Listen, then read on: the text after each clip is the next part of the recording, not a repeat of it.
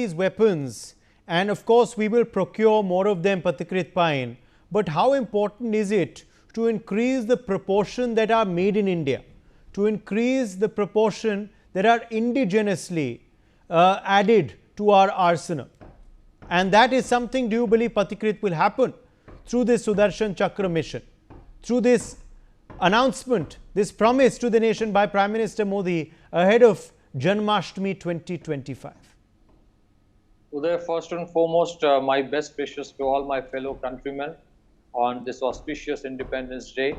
And it could not have been more auspicious that tomorrow is also the Janmashtami, and Prime Minister Modi mentioned about Sudarshan Chakra mission. Well, it is absolutely true that this Sudarshan Chakra concept, or in essence the air defense architecture, does exist today in various forms.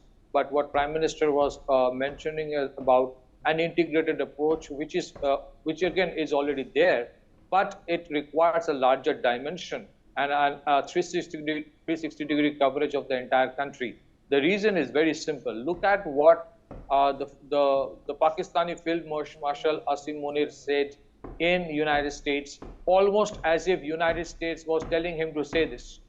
And he's mentioned about attacking India from east side as well, which means that there are plans that tomorrow Bangladesh might also be used for something like this. Now, if you look at the Operation Sindoor, which has been extremely successful, where the network-centric capability of India was put to test, and it succeeded in terms of thwarting all kinds of attacks that happened in India through that entire Akash Tir network.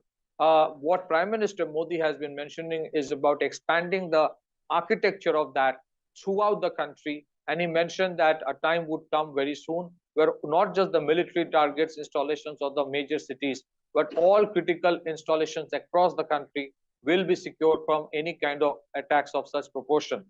And let me also put it, as you rightly mentioned, that yes, a significant proportion, or probably the entire structure, will be made in India. For example, the project Kusha of DRDO, which is an air defense system in 4 layers that DRDO is working on, is part of it.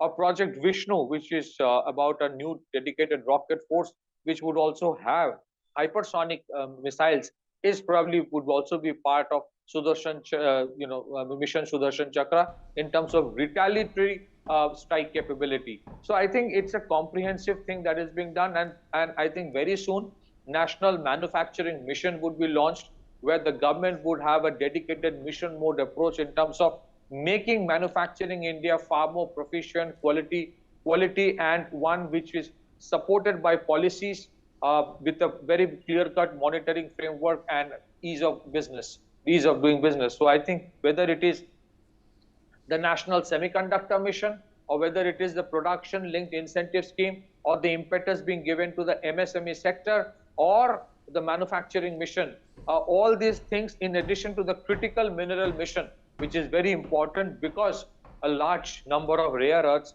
which are used in defense as defense components, which have heavy application in defense components, we had a dependence on imports on that. So a lot is being done to create the ecosystem where right now already a significant proportion of India's defense production is gradually moving towards private sector as well, and they have shown their capacity. It is unfortunate that before 2014, the capacity and the ability of India's private sector was never utilized for manufacturing for defense purposes, which is now being put to use in the right way. So to come back to your question, I think that kind of high-end air defense system, which would have a 360-degree coverage of the entire country, as big as India, will never have, foreign dependence beyond a point. They would strive for the entire architecture to be made in India.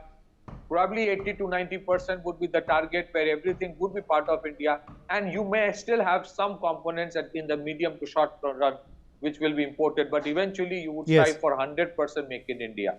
My last point, if you look at Operation Sindoor and the kind of weapon systems that were used even in there, including the air defense system, except for S-400, most of the other ones, whether it is, say, the Akash Akash missiles, or the MRSAM, which is being manufactured in India in collaboration with Israel, or the other, air defense guns which have been modernized with fire control systems by Indian companies in India. Absolutely.